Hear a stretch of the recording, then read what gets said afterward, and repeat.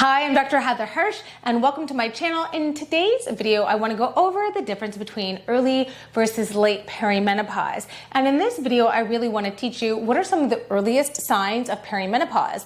Those are the things that you're going to begin to see and what is happening hormonally. I also then want to go over what happens in late perimenopause and how those hormonal shifts are going to continue to change as you're going from early to late perimenopause, and then what you can expect as you go into the menopause transition.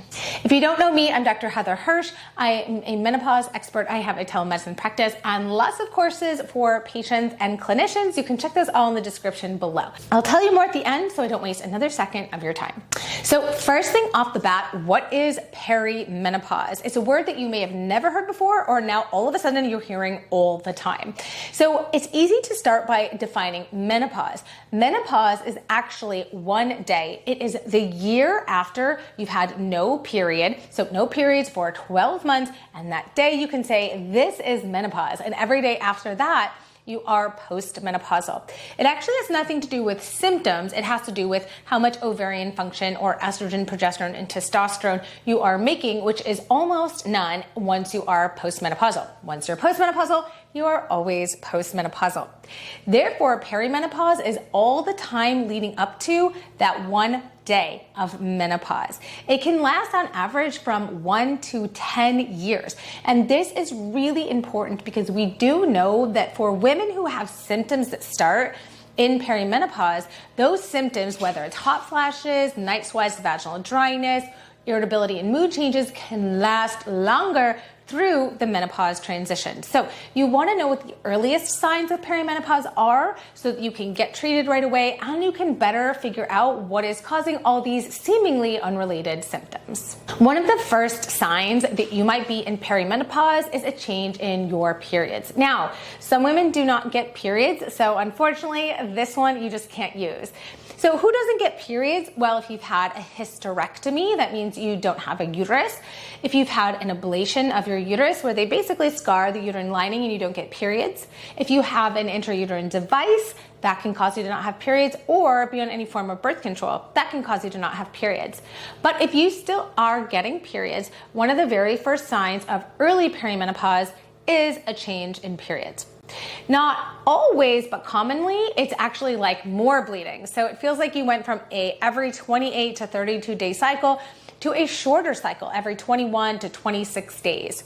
Now, it may also be that you're bleeding longer. So you may have the same interval, but now you're bleeding 6 days, 7 days when you used to bleed 4 or 5 days. Another sign is spotting in between periods. And all of these things are one of the earliest signs that you are in early perimenopause. Now, when I was going over definitions, I forgot to say a really important factoid. That is that the CDC, the Centers for Disease and Control in the United States, says that the average age of perimenopause in the United States is 47.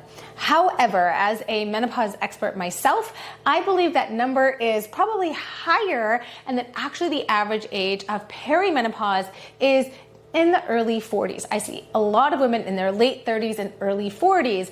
And so this is a really great question is, are we experiencing perimenopause sooner, or are we now just really better understanding those symptoms and actually now putting it all together and being able to diagnose either ourselves or our clinicians diagnose us with perimenopause?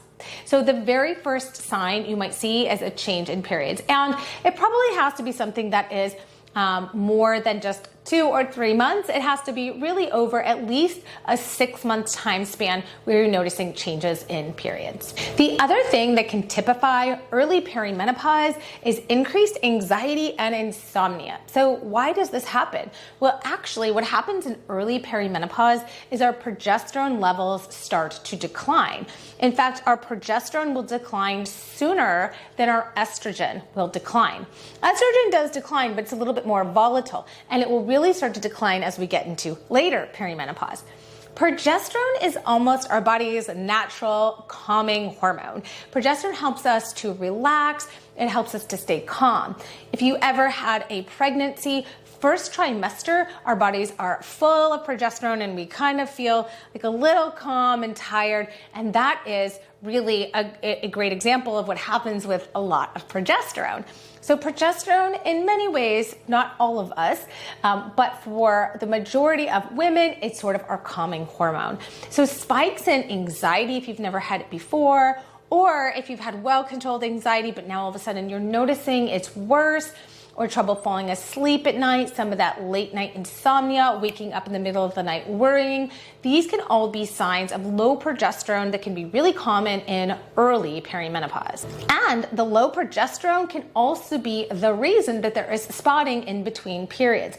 And that's really because progesterone's main role is to kind of hold up the uterine lining. And if the progesterone is declining, you may get some of that lining just kind of breaking or sloughing off in between your periods. And sometimes as we replace progesterone, this can really help control the periods, control the anxiety, and control the insomnia. Now, this is something that we do at the Heather Hirsch MD Collaborative, the private telemedicine clinic or practice, but this is also something that you can discuss with your doctor. As a woman goes from early perimenopause to late perimenopause, one of the most common things to happen is now actually periods start spacing out. That's actually one of the telltale signs that you're going from early to late perimenopause. So maybe your periods are now every 3 months, every 5 months, every 6 months. Sometimes maybe there's 1, 2, 3 in a row and then another 6-month gap. That is a sign of later perimenopause. What really typifies late perimenopause is now the estrogen is more prominently on the low side. And so that means you're going to experience symptoms of low estrogen. I tend to say this is more like symptoms of being hot and dry. So hot flashes and night sweats, those are vasomotor symptoms.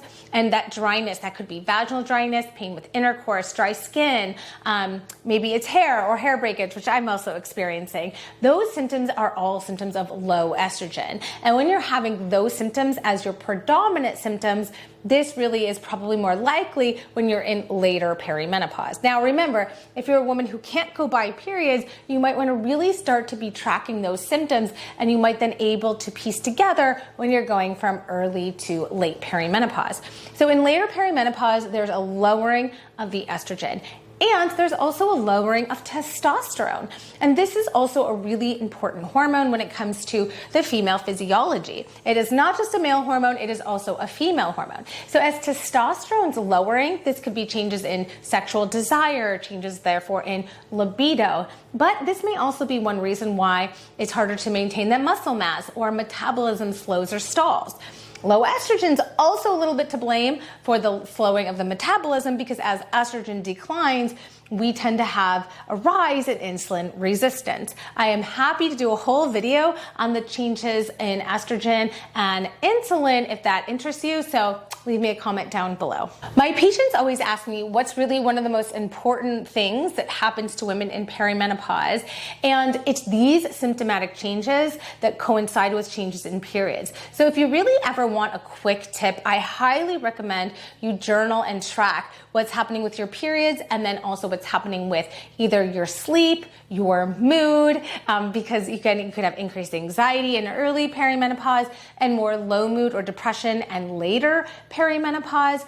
Also your weight, what you're craving, and then overall just how you're feeling. That's really going to help you as you figure out how you're going through that transition. And then again, if a clinician is helping you with hormone replacement therapy, which I have tons of videos on their safety and efficacy, this can really help you better figure out what's going to be the best type of HRT through the perimenopause transition, because very often it really does change depending on the predominant symptom as you're going through perimenopause to menopause.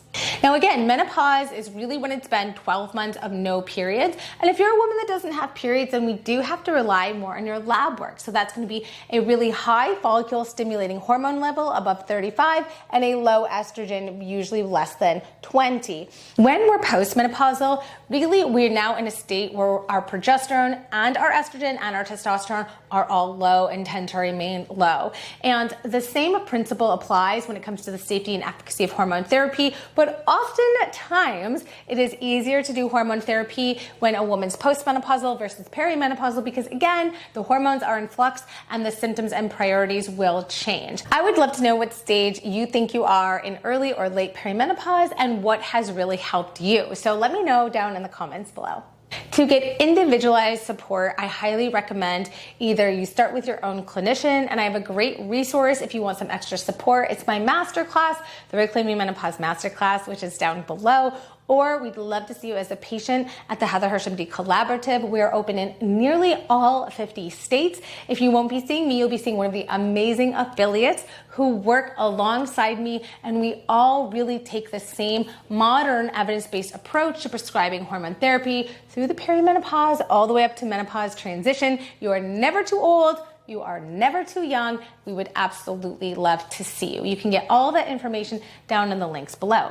Now, if you are a clinician and you want to learn everything about hormone replacement therapy because all your patients are asking it and you're seeing this menopause movement happening before your eyes, I also have an incredible course for providers, how to prescribe and manage HRT with ease and confidence. You know where it is, down in the description bar below.